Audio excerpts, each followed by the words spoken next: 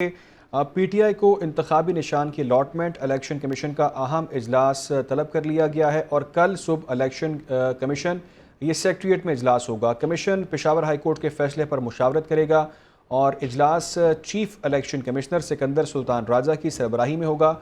ज़राए की जानिब से बताया गया है कमीशन के चारों मेंबरान और स्पेशल सेक्रेटरीज इसमें शिरकत करेंगे, जबकि इलेक्शन कमीशन का लॉ विंग कमीशन को पेशावर हाई कोर्ट के जो फैसला है उससे मुताल्लिक जो कानूनी नुकात हैं उस पर ब्रीफ भी करेगा। लेकिन ताहाल इलेक्शन कमीशन को पीटीआई इंट्रा पार्टी इंतखाबात पेशावर हाई कोर्ट का फैसला मौसूल नहीं हुआ। ये तफसीली फैसला अब से कुछ देर बाद कहा जा रहा है जारी कर दिया जाएगा। मुख्तसर फैसला सामने आ चुका है, लेकिन पीटीआई इंट्रा पार्टी इंतखाबात से मुतालिक पेशावर हाई कोर्ट का फैसला मौसूल नहीं हुआ। ताहाल इलेक्शन कमीशन को ये तफसीलात सामने आई हैं। पीटीआई को इंतखाबी निशान की अलॉटमेंट का मामला है।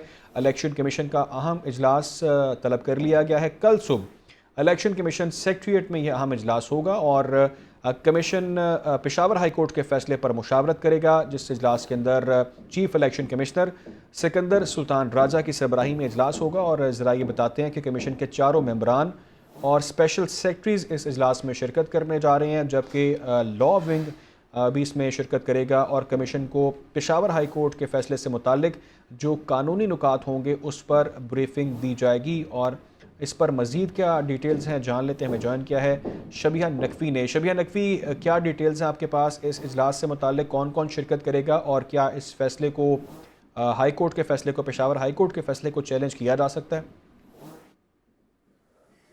जी बिल्कुल, पेशावर हाई कोर्ट के फैसले के बाद कल इलेक्शन कमीशन में भी एक अहम इजलास बुलाया गया जो चीफ इलेक्शन कमिश्नर की जेर सदारत होगा। और इजलास में ना सिर्फ मेंबरान इलेक्शन कमीशन बल्कि जितने भी मुतलका हुकाम हैं वो भी इसमें शिरकत करेंगे, जबकि लॉ विंग जो है वो पेशावर हाई कोर्ट के फैसले के पे जो कानूनी नुकात है उनके हवाले से ब्रीफिंग भी देगा। ताहम उसमें ये भी डिस्कस किया जाएगा कि election commission Peshawar high court के फैसले के बाद सुप्रीम कोर्ट से रुजू करेगा या नहीं करेगा। ताहम इलेक्शन कमीशन को अभी तक सुप्रीम पेशावर हाई कोर्ट का जो फैसला है वो मौसूल नहीं हुआ और उम्मीद ये की जा रही है कि आज इलेक्शन कमीशन को ये फैसला मौसूल हो जाएगा, जिस पर कल सुबह इलेक्शन कमीशन में ये इजलास बुलाया गया। और उसके बाद इलेक्शन कमीशन इस इजलास के बाद अपना आइंदा का जो लाया अमल है वो तैयार करेगा कि आया वो इलेक्शन कमीशन सुप्रीम कोर्ट जाएगा या पेशावर हाई कोर्ट के फैसले को मानेगा। जी ठीक है शबिहा नकवी, ये भी बताएं कि इस फैसले को इलेक्शन कमीशन तो देखेगा कि उन्होंने चैलेंज करना है कि नहीं करना, लेकिन अभी खबर ये भी है कि अकबर एस बाबर ने